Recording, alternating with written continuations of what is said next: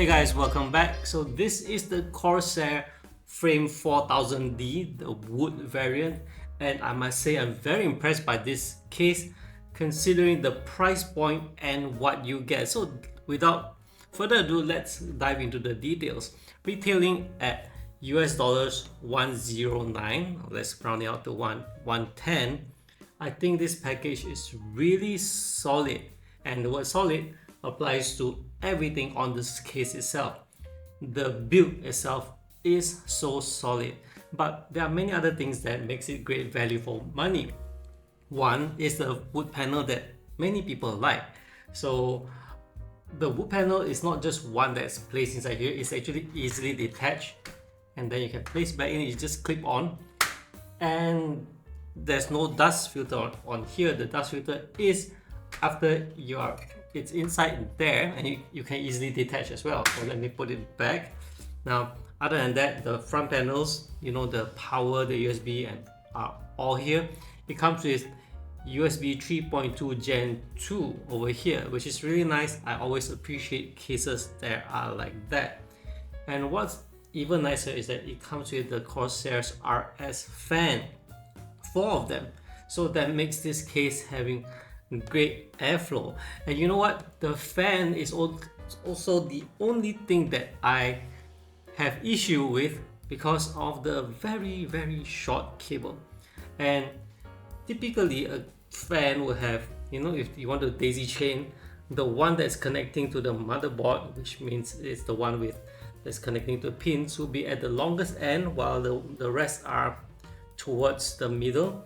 But theirs is swapped, so the longest end of the cable is the connector, the extension part, while the main one that's supposed to connect to motherboards and everything is the shortest one. So I had issue routing the cables. Fortunately, being a PC builder guy, I have extended cables, so I am able to extend the rear to the front and the front to connect to the motherboard. Other than that, actually I have no other issues with this case, so stay on and you can hear the rest of my praise for this case. Now, the top, it doesn't come with any dust filter, which makes sense because typically if you mount an AIO, you mount it to go upwards, and then it's also detachable. And what I like is about the panels, they all come with their default screws, and even the power supply area, which I'm going to show you right now. The underside of the motherboard tray is so spacious. Cables, let's not even say cable management, we're just talking about cable stashing is not an issue. And you know what? The power supply area, after you put the power supply in here, I'm using a first player and GDP power supply, and place it in, there's still ample space around, and it even comes with pre-installed screws there, so I do not have to use additional screws just to secure the power supply. Now, speaking of the motherboard tray, the motherboard tray supports BTF boards, so plenty of opening, and the case itself, as you can see, is spacious. I personally prefer something with some rubber grommets to hide cables, but I guess it's okay. It's a compromise, it's not a complaint. The only complaint was about the fan. So other than that, the case itself, really nice. Pretty much that. If you look at it, it is like any other ATX case, but what it's not like the other ATX case is the detail into it, like the front panel, everything else. And then it has this rail system that allows you to shift it around to fit the type of fans that you have. Now, I won't be going into detail on that one because it's not a feature highlight, but this is indeed a really nice case. And when I tested against my previous review of another case, which I intend to build more of my own personal database using this cooler as standard, so it actually ran cooler than the other case. And I was running the OCC test, and typically is 1 to 2 degrees cooler. I mean, I run multiple tests, the lowest I saw is about 2 degrees cooler. So yeah, this is really a nice case at the $110 US price point. Now, as you can see, I'm using a tower cooler now. I will be having an AIO review perhaps next week, and we'll be using this case. But for this one, I just want to show you how it is. I'm not even powering on, because if I do power it on, it's just an RGB on the memory and the parts of the graphics card, which I would like it to be pure black build. I mean, if this is an opportunity this is an opportunity to show how it's like in a black build. I mean, if I were to disable the RGB of everything, I think it looks fantastic.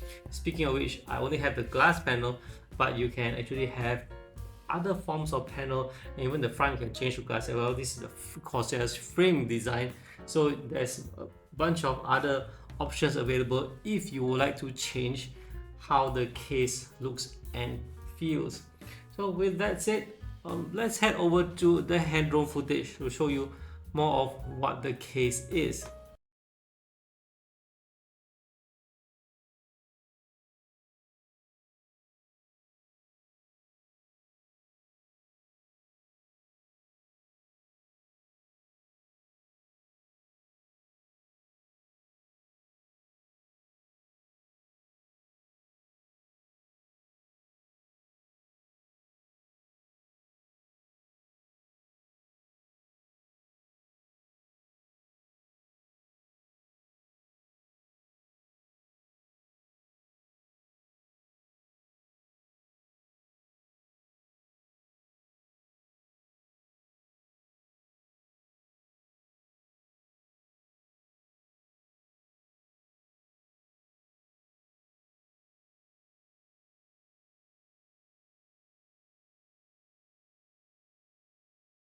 I actually missed out 2 points about this case to add on. One is that it comes with a graphics card holder, and two, I think I like the power supply shroud that's half cut off like this, so it gives room for a lot of other things at the front here for F4 and whatever else. Yeah, can't believe I missed that one. And one more other thing, and as you can see, it's another chop off, is that I forgot to highlight that it supports a vertical graphics card, because the rear side where you place the PCIe slots, it can be removed and turned around so it can fit the graphics card vertically.